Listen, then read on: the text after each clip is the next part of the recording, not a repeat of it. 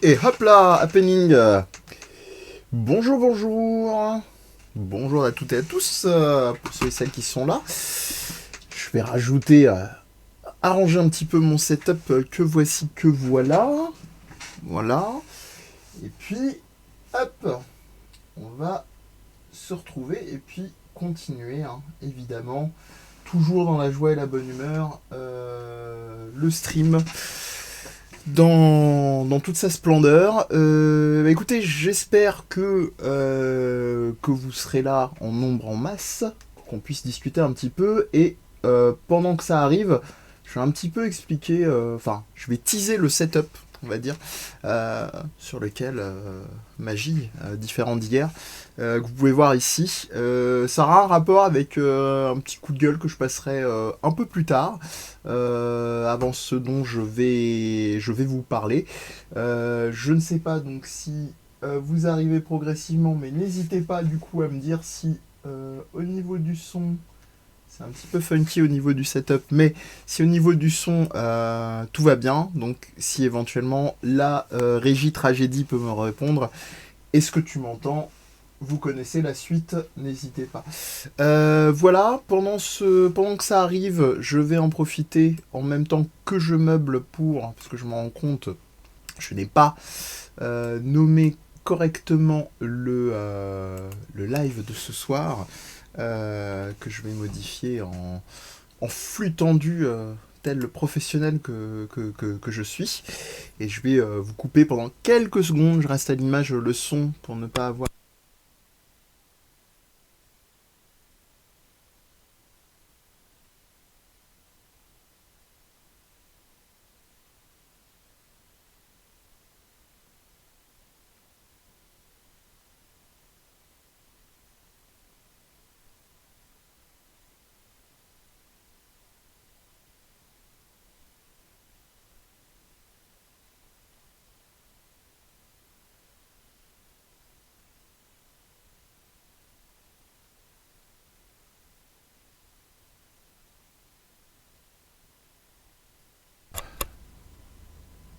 Voilà qui est fait, et normalement voilà qui est bon. Tandis que ce cher Babar, toujours fidèle au poste, je le remercie, me confirme qu'au niveau du son, on est bon. Est-ce que tu m'entends? Évidemment, et oh, est la bonne réponse. J'étais en train de dire, pour ceux qui arrivent comme Babar, que on serait dans ce numéro 2 de Confiné qu'on fait quoi. Je vous montrais qu'il y avait un petit setup dont je vous parlerai un petit peu plus tardivement. J'ai laissé le micro visible, hein, parce que c'est vraiment du setup basique. La magie de tout ça, est-ce qu'on voit ou pas. Je vais quitter le setup et je vais rester un petit peu plus sur ma tronche, et pour que vous puissiez profiter du masque, enfin du chapeau qui a beaucoup plu, paraît-il. Alors aujourd'hui, je vais commencer avant le coup de gueule dont je vous parlais, de vous parler de ce qui m'a un petit peu retenu mon attention ces derniers temps, ces derniers jours. Eh bien là, hier, pour ceux et celles qui n'étaient pas là, on était sur du cinéma d'animation plus précisément, avec L'île aux chiens de Wes Anderson, sur lequel j'ai trouvé du temps pour lequel pardon, j'ai trouvé du temps à dégager pour pouvoir le voir. Et c'est un peu le principe, hein, de ce confiné qu'on fait quoi, c'est de vous parler de petites choses que je regarde, que je vois, avec un peu de chance qui seront dans vos ludothèques, vos bibliothèques, vos mangathèques, vos plateformes de séries tech, que sais-je. Et puis sinon, ça vous donnera des idées, parce que touchons du bois, vous le voyez pas, mais il y a du bois, ça va pas durer indéfiniment de cette histoire, même si ça se passe pas forcément au meilleur des mondes. Pour ceux qui découvrent avec ce live la chose, et bah, sachez que tout ça, ça fait partie d'un grand univers qui s'appelle Death Podcast Universe, sur lequel vous avez plein d'émissions, et aujourd'hui on a publié d'ailleurs dans La fin absolue du monde une nouvelle émission sur Arnold Schwarzenegger, pour passer la fin du monde, la fin absolue, pardon, du monde, en sa compagnie. Donc vous pouvez aller écouter tout ça. Petite recherche qui va bien, Death Podcast, en n'oubliant pas le S à la fin, vous trouverez tout ça. Et puis jeudi prochain, nouveau numéro de Viens on en parle, qui arrive en vidéo et en audio. Donc aujourd'hui je vais vous parler d'un jeu vidéo. En l'occurrence, on va varier les plaisirs en tant qu'à faire. Je vais vous parler d'un jeu vidéo qui s'appelle Judgment, qui va peut-être vous rappeler visuellement des choses. Judgment, c'est un jeu vidéo de chez Sega, de la team Ryuga Gotoku. Et si vous êtes un minimum intéressé à la chose jeu vidéo, vous savez que l'autre petit nom de Ryuga Gotoku, c'est la série des Yakuza.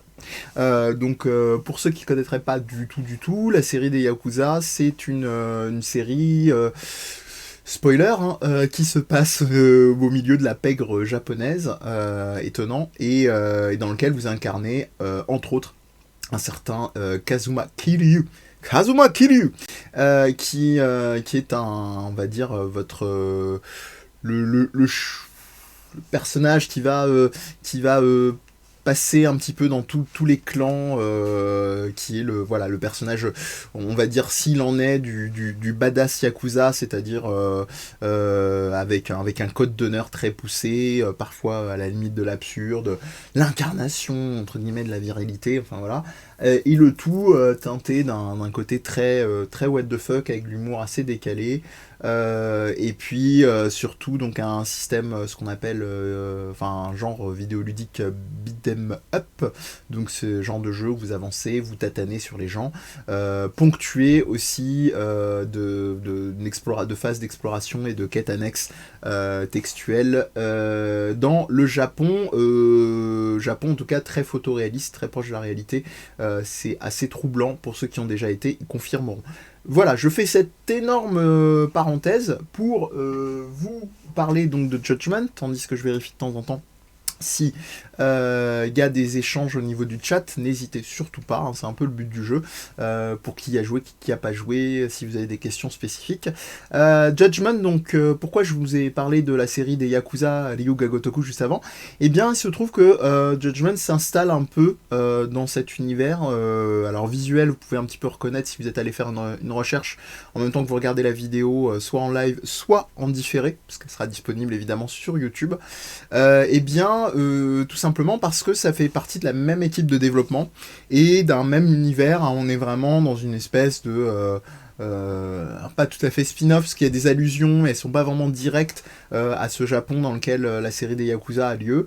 Mais là, plutôt que de vraiment mettre l'emphase sur le système de combat, enfin en tout cas d'avoir un ratio, on va dire 70-80% beat'em up, donc castagne, la bagarre, d'un côté, et de l'autre, un côté un petit peu exploration, papotage, scénario, et bien là, comme vous pouvez l'avoir déjà en partie dans l'histoire, dans le titre plutôt, Judgment, vous allez incarner un juge, plutôt un ancien juge, qui se trouve justement avoir quitté le barreau, pour plein de raisons obscures et variées et diverses, que je vous épargnerai en termes de personnes qui seraient atteintes de scénaristite aiguë, et que je vous laisserai découvrir à l'occasion. Qu'est-ce que ça change globalement, nous, dans ce qui va nous intéresser par rapport au jeu? Eh ben, c'est qu'on va se trouver avec des mécaniques de jeu. J'ai bien dit mécanique de jeu, on n'est pas toujours obligé de dire gameplay à tort et à travers, c'est un petit peu ma petite quête, tandis que je m'aère les oreilles de circonstances pour l'occasion. Eh bien, vous pouvez voir là qu'on a aussi des mécaniques de jeu qui sont plutôt de l'ordre de l'infiltration, ce qui n'était pas existant dans la série des Yakuza, parce que vous allez avoir pas mal de propositions de filature. Comme vous pouvez le voir ici, au niveau de l'interface, vous avez la petite barre sur le dessus qui indique votre degré de repérage, si je puis dire, de discrétion plutôt, et vous allez avoir, bon, c'est pas foufou, on n'est évidemment pas dans des grands pontes du jeu d'infiltration type... ouais, excellente série, tout à fait, Babar, les Yakuza, en tout cas moi je suis grand fan de Vent Éternel, mais pardon, que vous disais-je, on n'est pas évidemment en présence des grands pontes, genre les Metal Gear, les Thief, ou même en 2D Mark of the Ninja, mais voilà, on a des petites fonctionnalités assez efficaces, où vous pouvez vous planquer, réussir vos filatures, etc., etc. Donc c'est un petit peu tout ce qui va faire le sel du jeu, ça va être ces petites séquences de filature, parce que vous incarnez donc un détective privé, Yagami, de son petit nom. Et voilà, donc ça rajoute un renouveau, une espèce de petit rebond un peu à la série des Yakuza avant, probablement, je pense pas qu'ils vont lâcher un filon pareil, de revenir à la charge à l'occasion. Enfin, je suis bête, je vous dis probablement, en réalité c'est même plus que probablement, vu que le 7 est sorti et qu'il a été annoncé de par chez nous, entre autres choses. Donc voilà, le confinement n'aide pas. Alors je vous en parle aussi, évidemment c'est pas les seuls éléments. On a des éléments qui sont très spécifiques à la dimension de l'exploration et de l'enquête. Ici vous pouvez voir, alors tout de suite, je pense qu'il y a des gens qui vont un petit peu s'enflammer et se dire ouais, c'est trop bien, il y a de l'enquête, il y a des preuves et machin.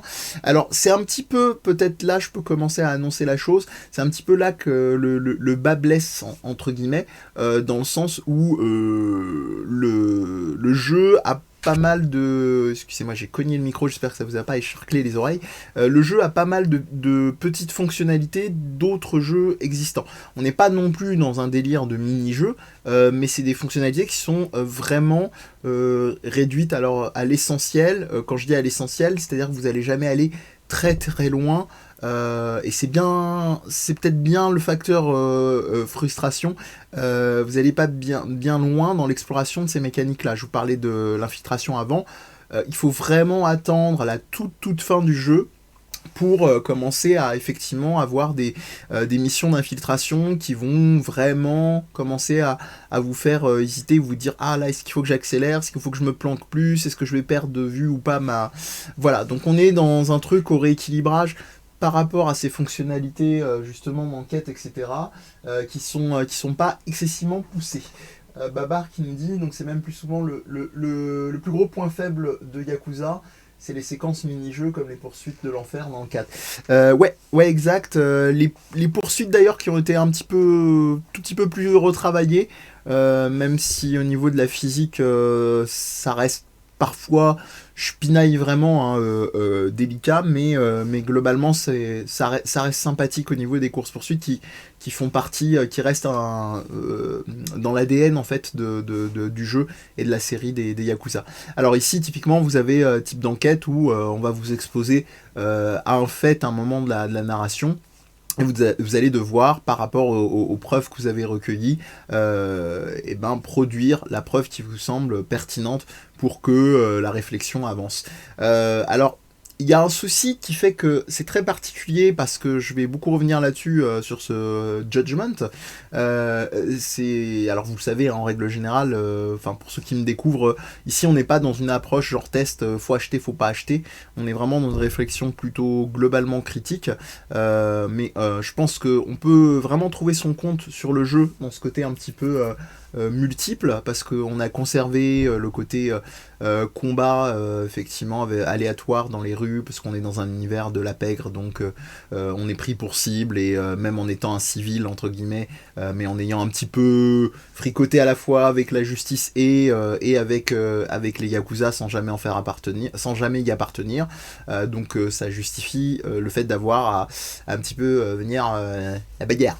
Donc ça ok, mais voilà, c'est vraiment le petit regret que j'ai, c'est qu'on est vraiment en surface sur toutes les dynamiques qui ont été rajoutées. On a l'impression que, d'ailleurs, même comme le titre du jeu, Judgment, voilà, on a un tag, on a un mot-clé, et on va effectivement le justifier par ces éléments-là. Ce qui en soi n'est pas déplaisant, mais c'est un peu un reproche, une critique que j'avais déjà émise concernant Yakuza 6, dans le sens où j'ai l'impression qu'en ce moment, Sega et la team Ryuga Gotoku, donc l'équipe de développement des Yakuza, est dans une espèce de prise de température depuis quelques années. Ils ont rodé leur système graphique. Alors là, par contre, au niveau de la physique et au niveau des graphismes, c'est quand même du top niveau. Franchement, là, on est... autant on s'inquiétait beaucoup pour ceux qui s'y intéressent à la chose jeux vidéo. Il faut savoir que le Japon sort d'une très très très grosse traversée du désert au niveau de leur moteur dev 3D propriétaire. et qu'ils ont principalement beaucoup fonctionné sur Unreal, même si on peut faire des très belles choses avec Unreal, ça c'est pas un souci, hein, même sans passer par Unreal 4. Mais en tout cas, voilà, ils ont très longtemps traîné avec l'Unreal sans trop d'alternatives, et là ça fait quelques années qu'on se retrouve... bon, Square Enix à part, parce qu'eux ils ont toujours eu leur moteur à part faisant de l'animation 3D souvent à côté, donc ils sont un peu top of the world de la même manière que par exemple des Pixar. Donc typiquement, ce que je voulais vous dire, on s'est retrouvé avec le fameux Fox Engine qui avait été développé par les équipes avec les équipes de Kojima sur la direction de Metal Gear Solid 5, j'allais dire 4, et puis un peu après, donc qui a été aussi et encore beaucoup utilisé sur ISS Pro, enfin ISS Pro, n'importe quoi, PES, pardon, hashtag rêve de vieux, donc PES et non pas ISS qui est l'ancien nom occidental en tout cas, et voilà, et on se retrouvait un petit peu comme ça avec un No Man's Land au niveau moteur graphique propriétaire, et là on a vraiment un renouveau de ce côté-là, et celui de Sega est vraiment pas en reste, ce qu'il développe depuis quelques temps est très très chouette à ce niveau-là. Donc il faut vraiment pas bouder son plaisir de ce côté-là. Mais ce qui devient vite embêtant, et je reviens au pourquoi du comment j'ai évoqué Yakuza 6, c'est qu'on sent que Sega, et j'allais dire, on peut pas vraiment leur en vouloir, tâtonne un petit peu sur à qui, comment, on va dire, comment façonner leur récent jeu pour le plus grand public possible. Ce qui, soyons honnêtes, reste globalement le but du jeu. Évidemment, vous faites un jeu surtout qui coûte aussi cher. L'idée, c'est qu'il se rentabilise le mieux possible, d'une manière ou d'une autre. Mais là, on sent qu'il continue quand même le tâtonnement. Dans Yakuza 6, on s'était retrouvé avec une excessive... comment dire ça, un truc assez drastique au niveau de la façon dont a été simplifié le système de combat, d'arborescence, d'expérience de la série des Yakuza, donc ce qui fait que pour les gens de longue date, c'était difficile, même s'il y avait des choses intéressantes en termes de lisibilité, etc. En tout cas, on voit le savoir-faire au niveau UX, UI, donc tout ce qui va être interface utilisateur, expérience utilisateur, hein, on a des trucs qui sont toujours très élégants, avec une typo qui ressort encore un petit peu trop fine et petite à mon goût, de la même manière que le cas Death Stranding. Hein, je te juge, je ne t'oublie pas et je continue de ne pas t'oublier pour ça. Donc à qui j'ai comment dire, taillé un costard ici et là. Donc on a une typo effectivement assez élégante, mais qui reste quand même relativement lisible. On n'est pas dans le truc complètement... j'ai dit Engine, excuse-moi Pseudoless, c'est bonjour à toi. Du coup, qu'est-ce que je voulais dire, non, tu as raison de pas être relou si j'ai dit Engine, je m'en excuse. Qu'est-ce que je voulais dire? Oui, donc voilà, je sais pas d'ailleurs si tu partages les écueils que je suis en train de transmettre aux gens sur le live. Pseudoless, hein, pareil comme tous les gens qui passent par ici, j'ai pas mentionné pour Babar hier, je fais des petites interruptions, mais l'idée c'est vraiment d'être dans le partage. Si vous arrivez par hasard ou si vous regardez la vidéo en différé, de découvrir aussi des trucs. Pseudoless qui a une très chouette chaîne où il réalise régulièrement des critiques vidéoludiques. Peut-être un des rares en France à ce niveau-là. Et qui a une série d'ailleurs pour ceux qui veulent se lancer de manière accessible un petit peu aux arcanes du jeu vidéo, qui a une série qui s'appelle Red Barrel, pour bien le prononcer aussi, parce que sinon je sais qu'il veille. Qui est très très chouette sur les éléments identifiables, repérables et les codes du jeu vidéo. Et Babar qui fait partie de la team B-Side Games, qui ont leur podcast, et B-Side Zik également. Voilà, ça c'est pour le petit instant promo sauvage. Je suis désolé, j'espère que je vais pas vous perdre en cours de route. En tout cas, oui, voilà, c'est ça. Effectivement, on a par exemple des petits écueils, comme l'explique Pseudoless, notamment le fait de devoir remplir effectivement certaines stats. On a, par exemple, ils intègrent plein de trucs très intelligents dans l'air du temps, je trouve aussi, de la même manière que GTA l'avait fait avec GTA 4 à l'époque. Ils ont intégré par exemple des espèces de Kickstarter. Vous avez donc des fonctionnalités du jeu que vous vous allez vraiment pouvoir vous simplifier en fonction de si vous dépensez tant d'argent dans telle campagne.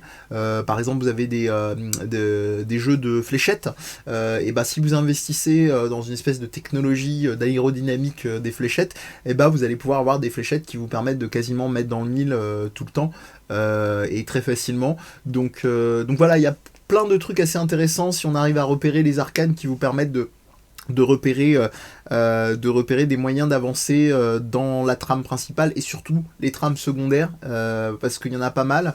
Le seul souci du jeu, je pense, alors j'allais dire, c'est qu'il est très long.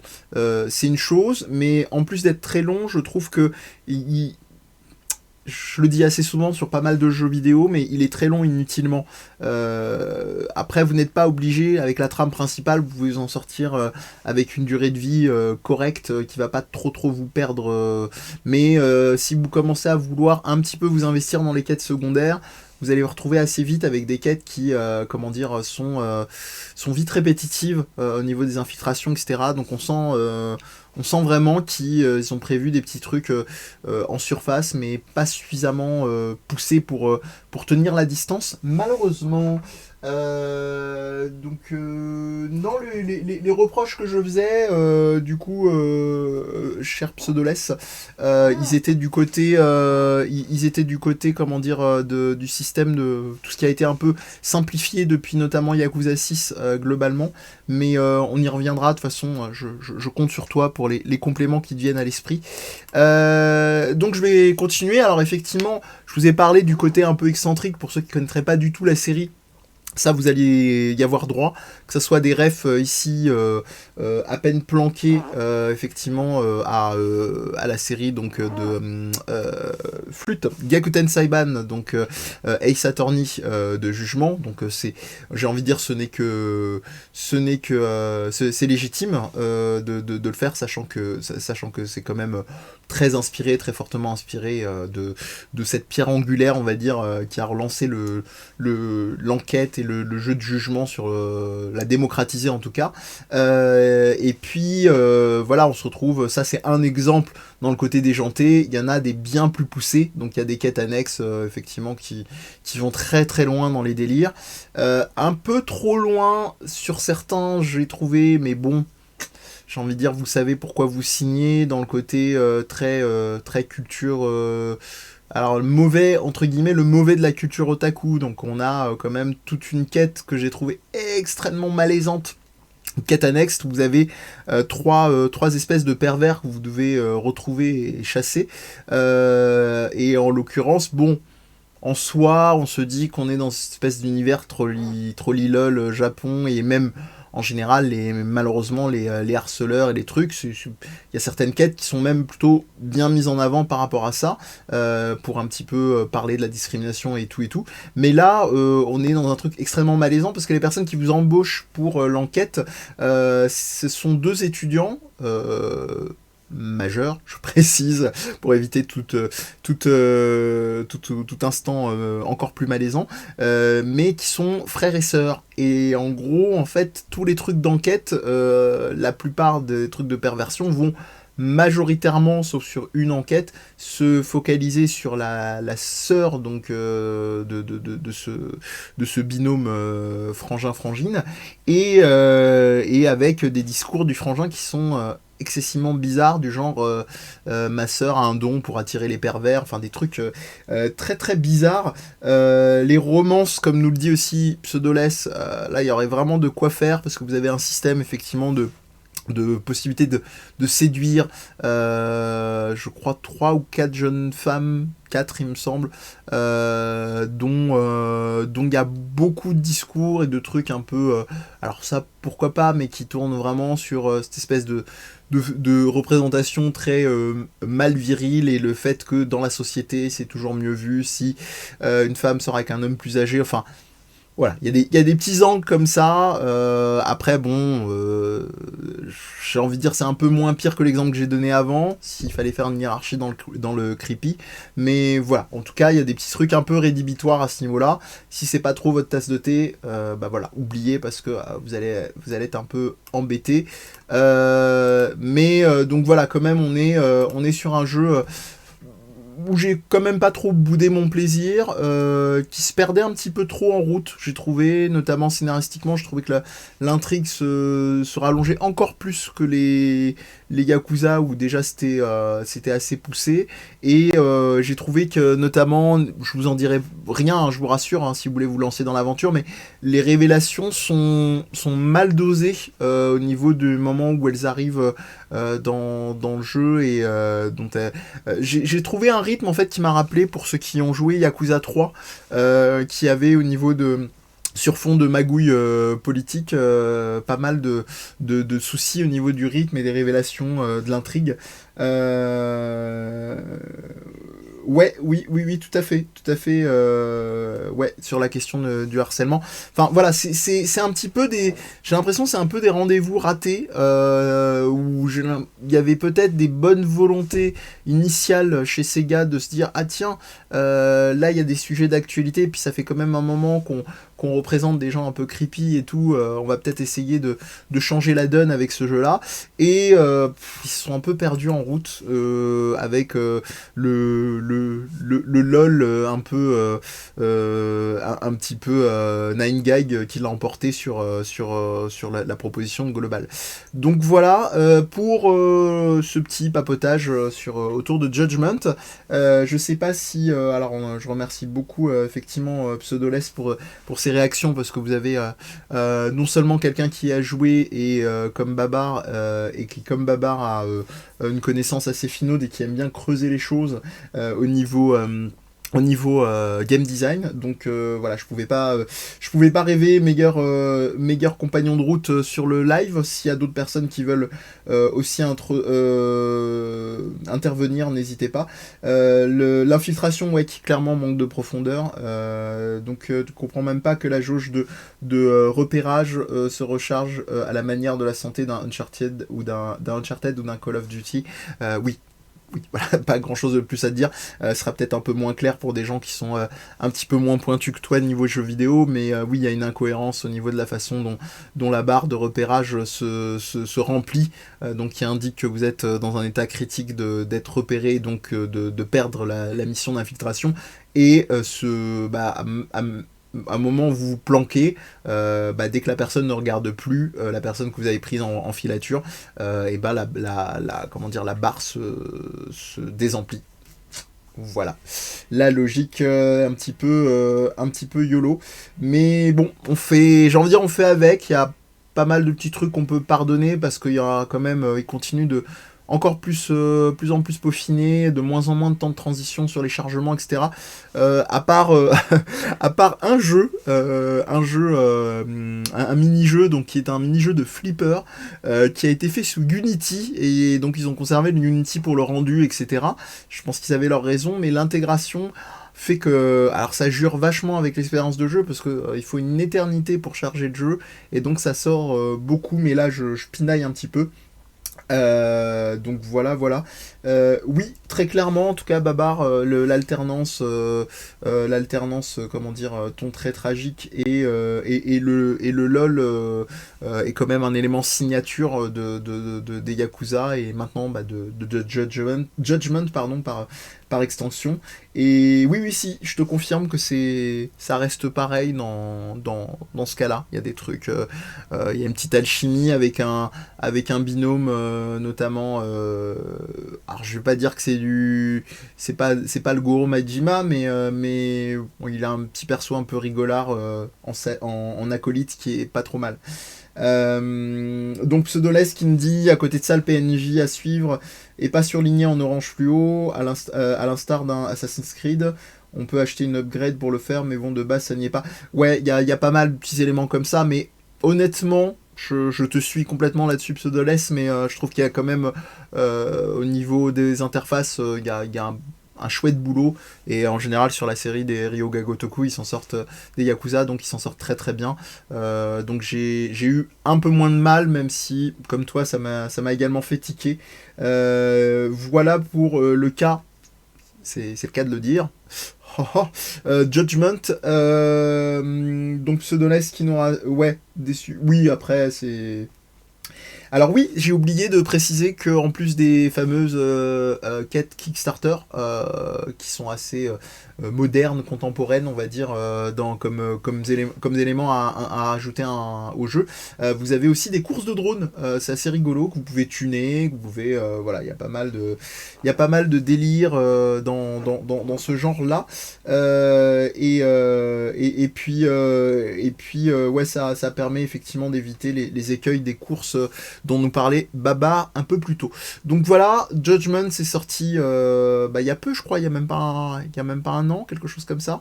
Donc c'est sur PlayStation 4, si je ne m'abuse, exclusivement. Sauf erreur. Et voilà, donc ça a été développé par Sega, par la team Ryuga Gotoku, et c'est voilà, si vraiment vous êtes curieux et curieuse depuis un moment de cet univers Ryuga Gotoku, vous avez deux choix. Vous avez soit, si vous êtes vraiment à fond de balle sur les intrigues qui peuvent parler des pègres, que ce soit italiennes, corse, japonaise, chinoise pour les triades, françaises, ce que vous voulez. Là, je vous recommanderais peut-être plus Yakuza 0, qui en plus a le mérite de pas vouloir, pas vous amener à vous recogner tout l'univers des Yakuza, parce que c'est une préquelle, enfin comme son nom l'indique, hein. Et aussi voilà, va pas nécessairement, c'est une histoire qui suffit à elle-même. Et sinon, si vous voulez explorer un petit peu ce côté original, tonalité d'enquête, etc. Allez plutôt vers Judgment, si vous êtes pas sur un focus sur le combat, etc., même s'il est quand même assez présent dans le jeu.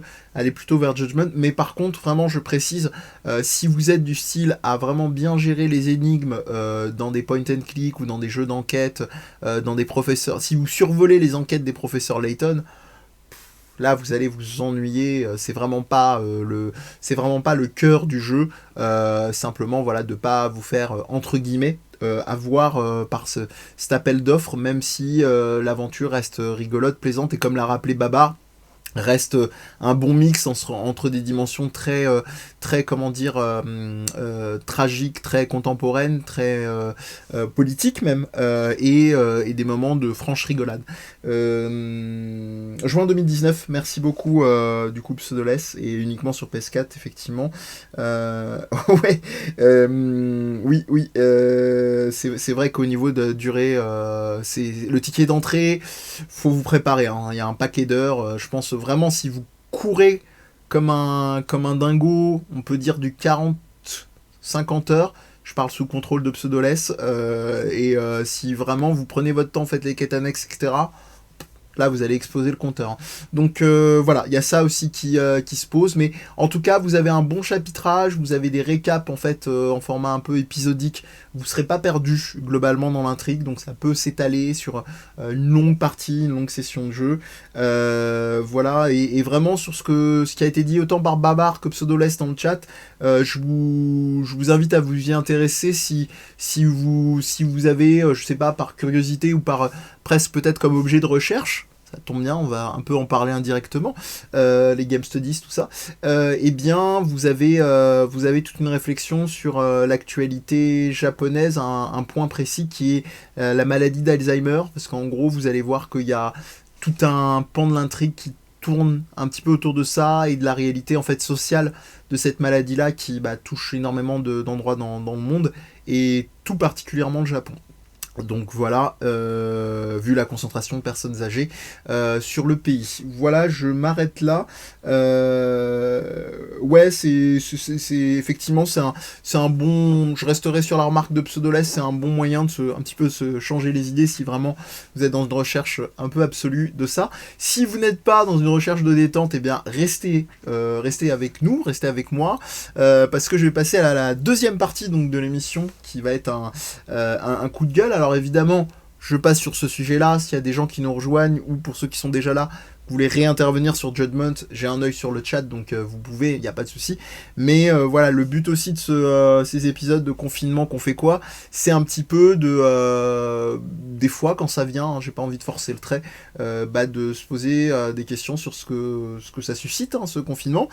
On a beaucoup parlé des inégalités sociales, je pense que c'est évident, et on n'a pas attendu le confinement pour ça. Là, je voulais en parler, on va dire, d'une manière peut-être pas forcément si évidente que ça. Donc on a parlé beaucoup sur la situation catastrophique et dramatique du domaine de la santé actuellement. Oui, effectivement, placement de produit. N'hésitez pas, histoire de détendre l'atmosphère, parce que la suite va pas être top. Donc voilà, effectivement, on a cette dimension un peu l'état catastrophique de la santé, le manque de soutien, effectivement, assez plus qu'évident du gouvernement, puisque là, c'est plus qu'on essuie des plâtres, c'est qu'on s'essuie avec les plâtres à défaut d'avoir du PQ, quoi. D'ailleurs, il y a une des recommandations dont je vous parlerai, parce que je suis en pleine lecture, qui parlera clairement de ça, qui a été mis sur mon chemin. D'ailleurs, je pense que je vais carrément faire en fait un spoiler de cette recommandation-là, dans le sens où ceux qui voudraient suivre ça pourront le lire. J'ai presque envie de dire, entre guillemets, avec moi, en parallèle, si je puis dire. Donc c'est un ouvrage qui a été mis sur mon chemin, d'ailleurs je le remercie par un ami qui s'appelle Vincent Lecor, qui comme moi est globalement assez préoccupé par l'état du système de santé actuel et particulièrement le milieu hospitalier, et donc que j'arrive à vous retrouver ça, excusez-moi. Donc il y a un ouvrage, et si je vous en parle, c'est qu'il est disponible gratuitement sur internet, c'est ça qui est chouette, qui s'appelle Le Casse du siècle, et qui parle des réformes en fait de l'hôpital public. Et c'est un petit peu comme il l'a dit en le postant, une manière de réfléchir, de pas rester sur un état. Alors chacun, je le répéterai jamais assez, mais ce n'est pas un moratoire. C'est pas de vous dire si vous ne lisez pas, si vous ne renseignez pas sur ces sujets-là, vous êtes des moins que rien, etc. C'est évident, je le précise. Mais je pense que ça peut être bien, en règle générale, de savoir dans quoi on vit, et que peut-être pour certaines, ce sera une espèce d'électrochoc, justement, cette situation-là, pour mieux mesurer les choses à l'avenir. Et donc, voilà, donc Le Casse du siècle, ça a été écrit par ça a été écrit, excusez-moi, par Pierre-André Juvent, ou Juven, Juven, Frédéric Pierru et Fanny Vincent. Et donc c'est disponible aux éditions Raison d'Agir. Vous cherchez Raison d'Agir, Le Casse du siècle, vous allez trouver l'ouvrage, il est disponible gratuitement. Donc voilà, je l'annoncerai en avance sur les réseaux sociaux des internets, pour ceux qui voudraient effectivement qu'on en discuter sur le live où j'en parlerai. Donc c'est le seul jeu sur lequel la seule œuvre sur laquelle je vais faire un peu un spoiler à l'avance. Et donc je vous ai parlé de tout ça, donc vous êtes probablement toutes et tous déjà au courant. Et il y a un deuxième élément dont on parle beaucoup en ce moment au niveau dommages collatéraux. Il est un tout petit peu, je mets en d'énormes guillemets, moins grave, dans le sens où il n'y a pas de risque mortel, quoique. C'est le domaine de l'éducation. Et donc je vous ai mis un petit setup, ici, que vous pouvez voir ici, qui est un petit setup du décorum que j'ai préparé pour enregistrer en fait les cours pour mes étudiants. Alors je vais préciser, enregistrer les cours pour mes étudiants, c'est-à-dire que techniquement j'avais le choix et la proposition par les écoles dans lesquelles je travaille, parce que j'enseigne donc sur la question du game design. Eh bien j'avais le choix effectivement de pouvoir éventuellement faire les cours en direct via visioconf, etc. Et donc en gros, mes cours étant déjà de base prêts, j'avais simplement à arriver sur la vidéo et balancer le cours et basta. Et je me suis posé une question, à force de discussion et de remarques avec d'autres amis enseignants. Eh bien je me suis dit, moi je suis un peu embêté, parce qu'on parle beaucoup en ce moment d'inégalités sociales, de dommages collatéraux de cette épidémie de Covid-19, de coronavirus, qui touche, comme assez souvent, plus les plus démunis, ou ceux qui ont de moindres ressources, ou qui sont dans des classes sociales plus moindres. Donc non, je ne garde pas le chapeau Primi pour les cours. J'essaye de conserver le peu qui me reste de sérieux. Je pense que les titres de mes diapos avec les jeux de mots suffisent déjà à détruire ce qui me reste de sérieux. Enfin bon. Bref, donc je reviens à ce que je vous disais. On n'est évidemment pas tous égaux par rapport à cette question je vais un petit peu refocaliser sur moi, ça m'évitera de me courber comme un gros dingo. Hop, voilà, c'était juste pour que vous ayez une petite idée. Et donc voilà, je vous disais tout ça parce que on n'est pas tous égaux, et je pensais à un truc tout bête, c'est-à-dire faire des cours en direct, d'accord, en live, ok, c'est vrai qu'on a la technologie globalement qui permet à peu près de faire tourner les choses, et puis j'ai commencé à m'interroger, comme si à certaines époques où j'étais étudiant moi aussi, est-ce que les étudiants en face de moi ont tous une bécane qui tourne à peu près correctement, et puis même s'ils n'ont pas une bécane qui tourne à peu près correctement, tout le monde n'habite pas forcément dans une grande, en mode centre-ville à proprement parler, donc vous voyez venir, je pense, tout le monde n'a pas forcément une très bonne connexion internet, n'a pas forcément la fibre, des choses qui, entre guillemets, peuvent être relativement intégrées, mais qui pour moi, voilà, m'ont vite posé un problème. Donc c'est pour ça que là, ce setup là, je l'ai mis pas juste histoire de le, c'est pas simplement histoire de le poser, c'est aussi parce que c'est un petit habillage que j'ai décidé de faire, parce que j'ai décidé d'enregistrer en fait les cours en format vidéo en amont, et de évidemment rester disponible pour mes étudiants et mes étudiantes dans les cas où ils auraient des questions par rapport au cours en... Parce que le souci, évidemment, le cours en direct, entre guillemets, si vous avez une bonne connexion et pas trop de soucis, mais on n'est jamais à l'abri niveau technique, même avec une très bonne, un très bon matos et une bonne connexion, et bah voilà, c'est le risque, le truc plante, que ça fasse perdre l'attention, ça... alors qu'un cours enregistré, bon bah voilà, c'est sûr, c'est en différé, c'est autrement moins vivant, mais je pense que de toute façon, vu la situation actuelle, j'ai envie de dire, choisis des deux mots, choisis le moindre, quoi. Donc voilà, je me suis retrouvé dans ce cas de figure là, et encore une fois, c'est un des nombreux trucs sur lesquels je suis un peu embêté, et c'est pareil, hein, c'est vraiment d'un point de vue, je dirais, éthique pédagogique, c'est, pour moi, ça va de soi. Mais je vais vous donner un exemple, c'est pas forcément le cas de tout le monde. Et là, je prends même pas des cas extrêmes du style, on va me dire, oui, mais si t'as d'autres occupations à côté, que ton temps est quand même pris par le télétravail, que t'as des enfants, que... Bien sûr, il n'y a pas de souci.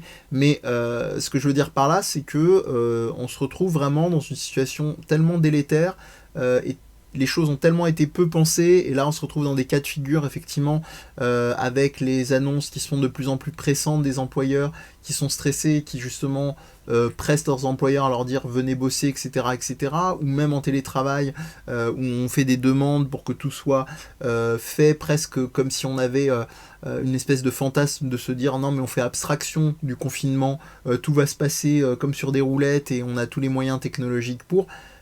Évidemment, c'est pas possible. Évidemment, c'est pas possible. Et plus que jamais, je pense qu'il faut une souplesse.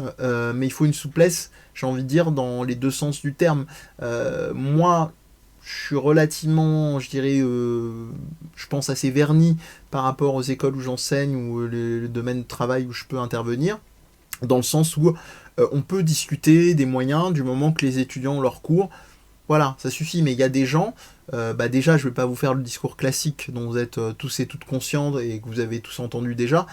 Déjà, j'ai un boulot personnellement dont je suis extrêmement préservé en termes de risque, mais il y a d'autres interventions où, par exemple, je le serai moins. Et se pose typiquement la question de se dire, voilà, qu'est-ce qu'on fait? Est-ce qu'on pose des congés? C'est aussi emmerdant d'un point de vue concret d'avoir à le faire par restriction. Et s'il n'y a pas de souplesse, jusqu'où on va, parce qu'on ne sait pas combien de temps ça va durer toute cette histoire, espérons le moins longtemps possible, mais en tout cas faisons jusqu'à ce qu'on nous dise vraiment que tout le monde sera sorti de l'affaire et qu'il y aura le moins de risque possible dès qu'on sortira du confinement. Mais on se retrouve avec des situations où il y a énormément de gens qui vont être, ou qui sont déjà, hein, probablement, très probablement, pris à la gorge par rapport à ce cas de figure. Donc je me dis, mais mince, quoi. Après, on est dans une espèce de blague où on nous dit salut, ah bah dis donc, c'est arrivé en masse. Salut Morxine, salut Under Pressure. Je vais rien faire du tout, je suis très heureux, simplement que vous soyez là. Au contraire, ce que je vais faire, c'est que je vais continuer. Et j'étais en train de parler effectivement en mode coup de gueule. J'ai parlé du jeu Judgment juste avant sur PS4, et là j'étais en train de parler des coups de gueule par rapport à nos boulots respectifs, et comment est-ce qu'on est plus ou moins touché par cette histoire de confinement.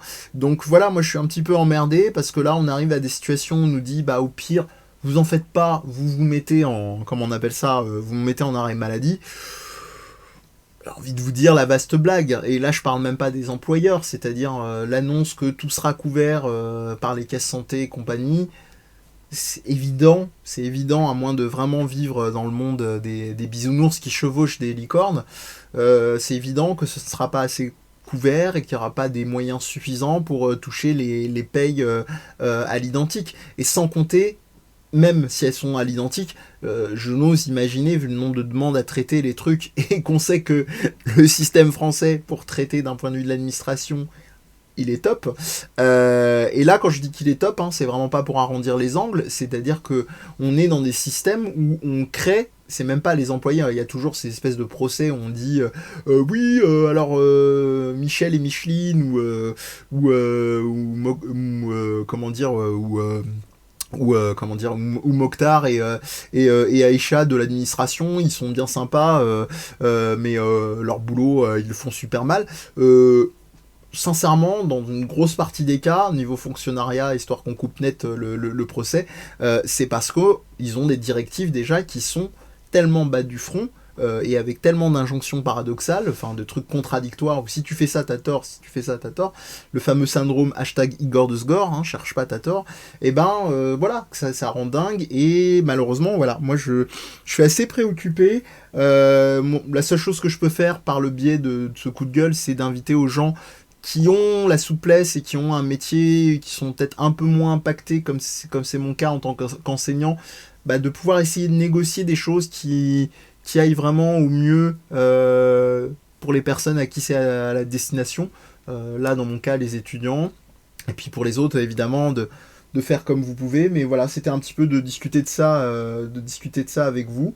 Tandis que tout le monde se dit bonjour. Et puis de savoir si vous êtes un petit peu confronté à ça. J'arrête l'instant chiant pour essayer de peut-être, alors pas terminer sur une note plus légère, mais en tout cas d'en discuter, de réfléchir avec vous, parce que voilà, c'est cette petite fenêtre quotidienne que je vous offre, où on peut papoter, conseiller des jeux, des livres, des mangas, des films, mais voilà, ça n'empêche pas, quand ça vient, de pouvoir parler de tout ça. Voilà, voilà. Donc je sais pas si vous, du coup sur le chat, pour ceux qui veulent aussi s'exprimer là-dessus, hein, évidemment, si vous êtes confronté un peu, beaucoup à ça, comment est-ce que vous composez avec ça, comment vous faites, voilà, voilà.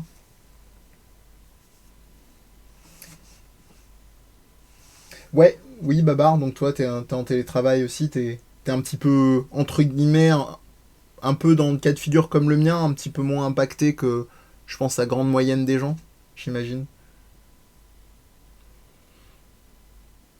Mais je sais pas forcément si évidemment ça impacte. Je n'avais pas vu le mais qu'il est beau. Merci beaucoup, Maxime. Nous sommes touchés. Nous te remercions, moi et le Saint-Prigny. Euh, ouais, voilà, bah. Ouais, on est dans un cas de figure. J'évoquais aussi la question de la fibre. Ouais, toi ça t'impacte moins de fait Morxine. Mais après, je sais même pas d'ailleurs si. Non, toi, je pense que si c'est déjà en place depuis mai, ça va pas avoir d'effet par rapport à ce dont je parlais, de se dire quand on sera arrivé au bout des arrêts maladie, est-ce qu'on recevra nos salaires ou quoi aux caisses. Ouais. Oui, je pense pas non plus, vu que c'était au préalable, enfin c'était avant tout ça. Mais bon voilà, en tout cas je vais pas faire inutilement long pour poser sur la question. Si vous tombez là-dessus par hasard, songez-y, parlez-en si vous avez l'occasion à distance ou en présence avec ceux qui vous sont chers, d'essayer de réfléchir, de se dire que bah voilà, évidemment quand les choses reprendront leur cours, parce que évidemment elles vont reprendre leur cours. Bah voilà, de pas laisser comment dire les choses dans le vague en suspens et de se dire que ça continuera d'être intéressant de s'indigner et de réfléchir et de pas être dans une espèce d'apathie post-confinement. Même si je le répète encore et encore, l'idée c'est de pas être une espèce de jugement de dire ah vous avez pas réfléchi donc c'est pas bien. C'est simplement de se dire si ça peut faire naître dans la tête de quelqu'un. Moi je vous avoue j'étais pas autant sensibilisé avant même que le confinement commence. C'est ce que je vous expliquais, partage d'expérience par rapport à comment transmettre mes cours. Bah j'avais pas réfléchi, moi dans ma tête je me disais il y aurait sûrement des cours en live, ce sera diffusé et puis basta quoi. Mais au final bah voilà ça va pas être aussi simple que ça. Ouais, bah ouais, c'est bien le problème, et au niveau du flou, comme tu dis, Baba. Mais en règle générale, le souci, c'est il est maintenu over 9000, quoi. C'est vraiment, c'est vraiment ennuyeux à ce niveau-là. C'est vraiment ennuyeux à ce niveau-là. Alors, bah, j'en profite aussi, du coup, pour, sur une note un peu plus légère, et pareil, si vous voulez participer le temps qu'on finisse tranquillement ce petit live du soir, pour bah, vous recommander d'aller suivre également cette chère Morxine et ce cher Under Pressure. Donc l'avantage, vous cliquez sur les pseudos, cliquez. Allez, direct à Clignancourt, comme dirait ce cher Morsaille, pour rester poli. Bah avec plaisir. Donc cette chère Morxine, donc contrairement à moi et peut-être elle a un langage parfois un peu plus fleuri, mais vous verrez c'est très drôle. Elle a une vraie créativité des jurons. Et puis allez la voir, allez vous amuser avec elle, tandis qu'elle fait du farming du PVP. Voilà, vous ennuierez pas, je vous assure. En plus, gage qualité, elle a investi dans du matériel relativement pro, enfin même plus que relativement d'ailleurs, complètement pro il y a peu. Donc voilà, allez-y, c'est un bon moment. Tandis que je ferai mes cours, que je serai pas en live, allez la voir, c'est parfait. Ça vous permettra de discuter avec elle ou changer les idées comme bon vous voudrez. Euh, c'est beau le déni. Qu'est-ce que je voulais dire? Donc voilà. Pareil, donc à l'occasion, même si ça fait un petit moment pour l'ami Under Pressure, si je ne m'abuse, qui fait partie de la clique de ce cher Babar, grande famille du podcast, comme pourrait le dire un certain Michel Drucker 3.0, qui parfois est de passage sur B-Side Games. Donc voilà, n'hésitez pas, hein, si vous souhaitez, avant la fin du live, de mettre les liens de vos chaînes en tout genre, que ce soit Morxine ou Babar ou Pseudoless. Hésitez d'autant moins que les gens qui verront la vidéo en différé, ils n'auront pas de lien cliquable. Donc voilà, après ils ont vos noms, ils peuvent vous retrouver. Mais blague à part, voilà, je pense que je vais un petit peu, je vais m'arrêter là. Sinon, vous avez une petite bibliographie sélective si vous avez envie de les retrouver éventuellement en format numérique. Je ne vous recommanderais pas de faire une commande. Je vous avoue que pour ma part, je suis vraiment, alors je suis pas en mode modèle de vertu, il faut faire tout ce que je fais, hein, mais moi je vous avoue que comme quoi on est vraiment pris dans des automatismes. J'étais en mode oui, bah tiens, si je m'ennuie, je vais peut-être faire une commande, machin. Je me suis fait, honnêtement, je pense qu'il faut quand même être sacrément,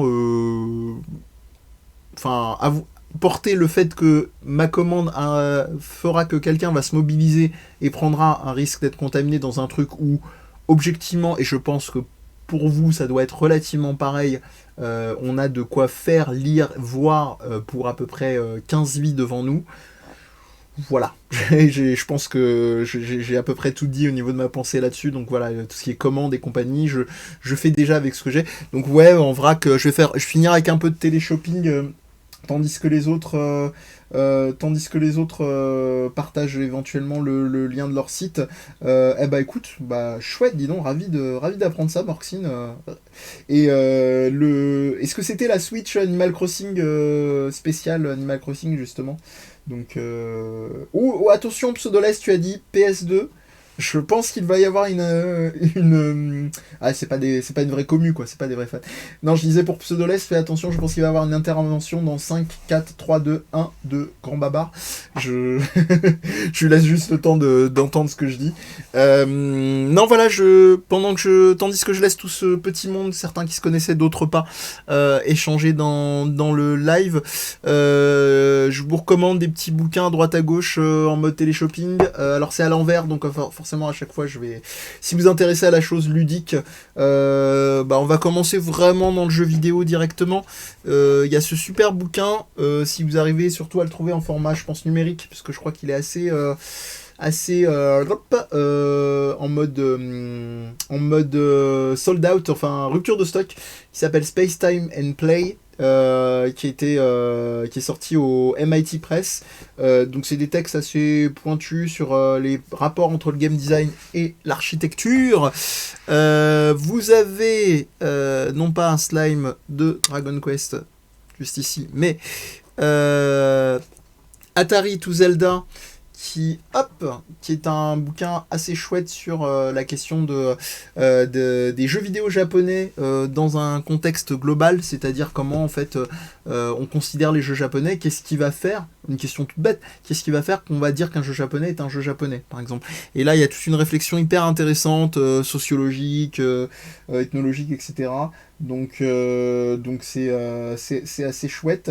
Il n'y a pas de souci, bon appétit à toi, Morxine, et j'espère rendez-vous sur les prochains lives avec grand plaisir.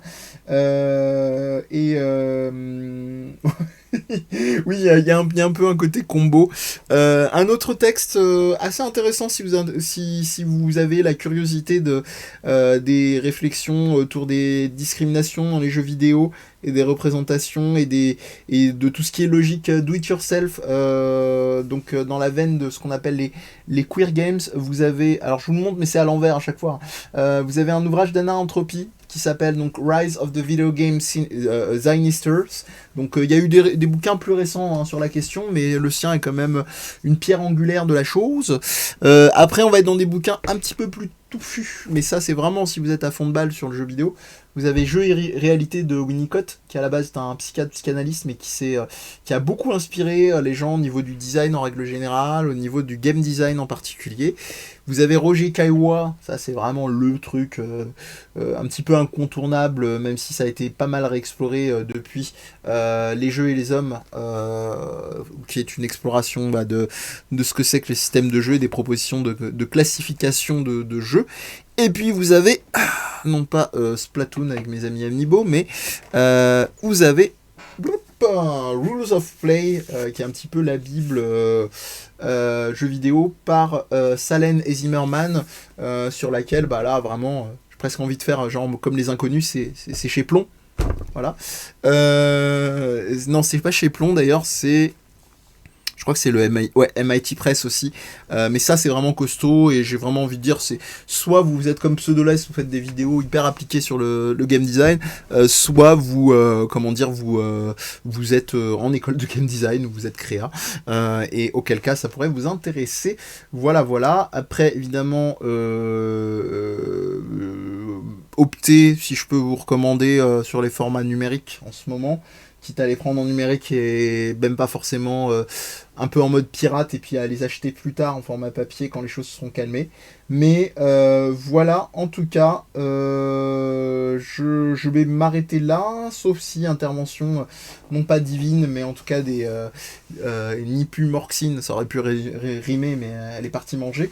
Mais s'il y avait intervention du chat, sinon, vous dire qu'on se retrouve demain même lieu, même heure, 19h, donc du coup, pour un prochain troisième épisode de confinement confiné. Confinement qu'on fait quoi? Ouh là là, je me souviens même plus du titre que j'ai posé. Et puis voilà, on changera un peu de crèmerie. On a fait film d'animation le premier jour avec L'île aux chiens. Aujourd'hui, je vous ai parlé de Judgment jeu vidéo, et on parlera probablement de séries télé, certains types de formats de séries, on va dire. Demain à 19h. Voilà, je vous dis à très bientôt. Prenez soin de vous, prenez soin de vos proches, faites attention à vous. Et puis voilà, si vous avez l'occasion, si ça ne vous coûte rien et si la proposition vous inspire, essayez de réfléchir, essayez de penser, essayez de partager les choses. C'est comme ça qu'on peut avancer ensemble. C'est mon modeste espoir à ma modeste échelle. Voilà, ciao ciao.